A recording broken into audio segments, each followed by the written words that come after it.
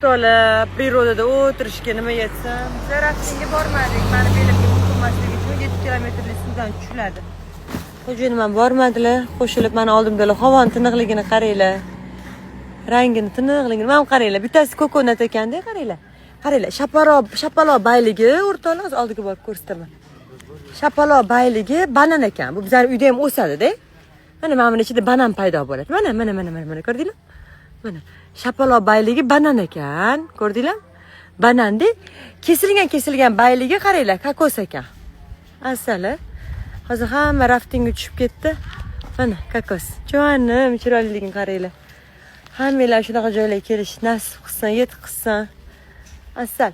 Bir marta bizning uyda banan mana shunaqa tugudi 2-3 ta. Bizda issiqlik yetmay o'lib qoladi-da bular kelgan. Asalchaligini qaranglar, bularni asalchaligini. Qaranglar ko'chalarni zo'rligini, to tarafdamiz.